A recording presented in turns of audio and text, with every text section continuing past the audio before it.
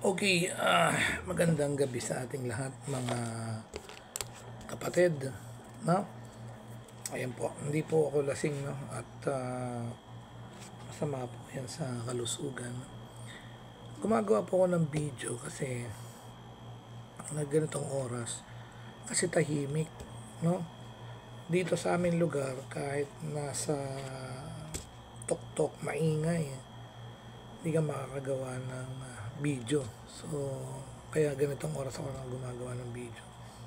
Yung tahimik na. Okay, minsan naantok na. Okay, so ngayong gabi, no, isi-share ko yung Proverbs 29:2.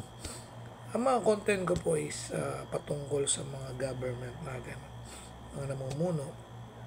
Okay, election or nangyayari sa ating kapaligiran. At ito po ay ating hinahanguan sa Bible. Proverbs 29:2. No? Pero bago ko sabihin to, no? Kayo po ba ay natutuwa sa liderato ng ating Pangulo ngayon? Mga congressman, mga senador? Okay? At yung sinasabi nilang DDS ay mga bayaran po ba yan? Kagaya ko, parang DDS ang tono, pero hindi po ako bayaran. Okay?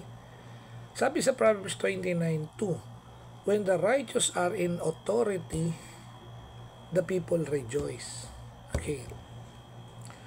Kung righteous yung namumuno ngayon, sabi rito, ang tao daw ay masaya. So tanong, masaya po ba ngayon ang karamihang tao? O nagsisisi na dahil sa talamak ng corruption? Sino papaniwalaan nyo? No? Yung si Mayor Magalong? No? O yung mga nakikita nyo lang na mga vlogger na kumakampi ngayon sa administration? Diba? Ako mas maniniwala ako kay Mayor Magalong kasi mayor yun, sundalo yun, kernel yun.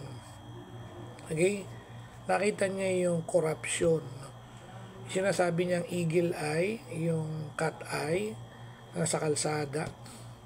Magkano lang ang presyo nun? 1 plus. Tapos, ang patong, magkano? 9,000. No? Something like that, no? Sa pamahal. So, ngayon, kung righteous yung namumuno, masaya dapat ang mga tao. Okay? Hindi po masasaya sa taas ng bigas, krudo, gasolina, mga ibang bilihin, lahat, no? Medyo hindi yung masaya, no? In general, ang masaya yung nabubudbudan ng ayuda lagi. Okay, pero pag nakain nila yung ayuda, nagastos nila yung pera, galing sa gobyerno, wala na naman yun.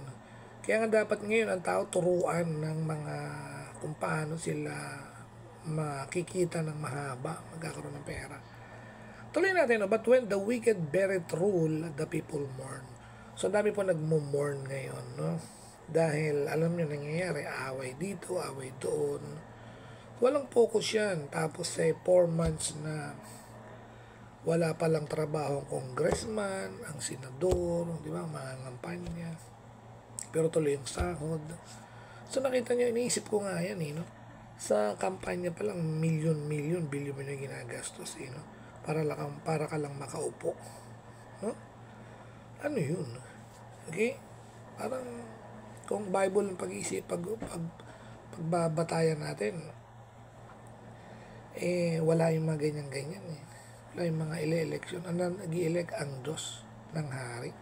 Kasi yung hari na lang ang nagano na matatalino para mag-rule or mamuno sa mga bayan.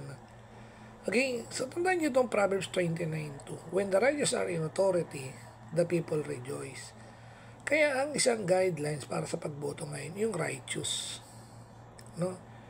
Yung hindi corrupt, hindi nangunguha ng pera ng bayan. Okay? Kung mayaman man siya, yung may business. Hindi yung pera ng bayan nakukuha, yung bilyon, milyon. Kita nyo? Tapos yung paghatol, dapat hindi yung nababayaran at hindi siya yung nabibili. Okay? At kung may kasalanan, dapat may kasalanan. Okay? So makikita nyo ako nagmumor na ngayon. No? So I'm an internet person. Sa internet, dami reklamo. Kahit sa nakakapunta ako ng probinsya, ganun talaga sa taas ng bilihin, doon sila nagre-reklamo. So kayo makakasagot with the guidelines of scriptures kung righteous yung ating namumuno. Okay? At tandaan nyo, no?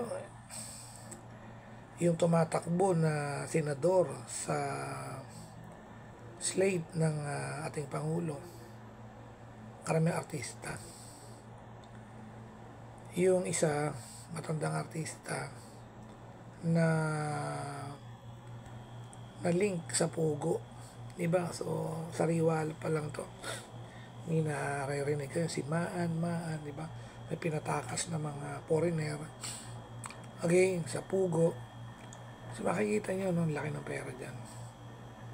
Tapos, yung isa pa, nag-TNT, diba? At napag-alaman ko na siya yung author ng AKAP. Kaya kadikit-dikit siya ng ating speaker of the house. Okay? Tingin nyo, righteous yun. Buboto nyo po ba yun? You see? So, ano pa ba? Yung isa, bumalimbing. No? Yung isa, gumastos ng billion. 2 billion. What do you think? So, dapat matalino na ngayon. No?